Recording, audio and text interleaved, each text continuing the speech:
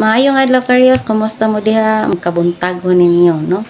So, mo ni karon ato ang pa-video karon is religion matters ba daw when it comes to relationship. Yes, para sa ako it matters. Dako jud og kalainan og same mo og faith, no? Kay naa man mga activities para sa amo sa mga Christian nga naay mga butang nga among mga activities usay dili makasabot og dili pod same sa amo og kanang pagtuo ang amo ang karelasyon. Kay naman jud higayon nga importante jud kaayo ang mga mission works, ang kanang mga training sa simbahan, no? Yang usay makulangan jud ta og time sa ato ang partner ana. Kay syempre priority man nato ang Ginoo. Og dili mo parehas og faith, syempre mangluod jud na inyong partner.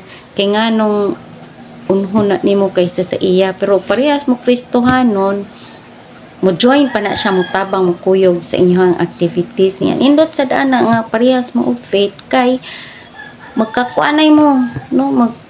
Naiusa nga mo kuan mo laylo sa iyang pagtuo, murang bugno iyang pagdagan sa iyang pagkakristohanon, ug ang imong pares Kristohanon man magdinasigay mo, mag-encourage mo sa kadag usa nga balik sa Ginoo. So inana, no? So importante para sa ako ang magkaparehas.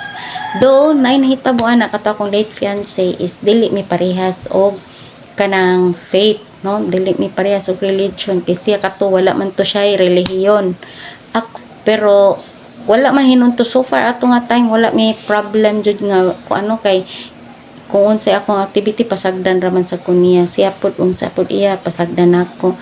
Ang importante raman sa jud ana nga element, no, is namoy pagrespeto sa kadag usa, do na moy kanang pagmahal sa kadag usa, ug do na sad moy kanang pagsabot, no, sa unsa may kuan sa inyong pares, no. Mora na siya ato nga time walay problem, and explain ko niya nga ngano kinala na ako dito unsa ning activity ha, kay di man siya kasabot sa ako ang mga mission work nga gibuhat sa una.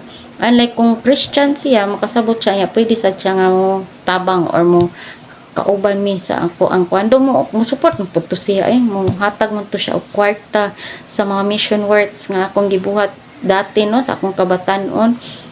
Sa batanon pa ko dagan kay kog mga gipang buhat, no, nga support man siya, muhatag siya financial support ana. So atong higayon walay problem, depende ra sa nas partner nimo, no, depende sa partner na may uban nga dili jud mo kuan mo na og tan-aw gay nimo nga medyo kuan siya tagilid, red flag siya when it comes inyong faith, kay dili mo magkasinabtan ay na lang pagpadayon. Pero kung makahatag o pagsuporta, paghigugma nimo, marespetara niya ang imuhang baruganan o makuanan kaniya kanang masabot kaniya, hala, go for it. Pero kung di kani ayaw na lang jud, no, kay dagan kog nailhan nga Christian sa una karon wala na. Nahimo na hinuon sila anti-Christ, no. So mao nay ako ang gikakuan kagulan. So mao na siya ako ang punto ka reels, no. Para sa ako importante nga same faith mo, parang magka-encourage mo, magkakuan mo, no, magkahiusa mo sa inyong mga tumong when it comes sa inyong pagtuo o inyong mga buluhaton diha sa pagtuo ninyo, no, buluhaton sa simbahan, buluhaton ninyo sa inyong mga personal lives, no.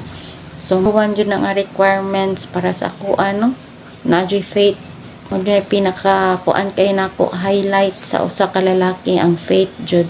So maura na karyas, thank you, God bless you, see you to the next one. Amping mo kanunay, please don't forget to follow, share, like, and subscribe. Thank you, God bless.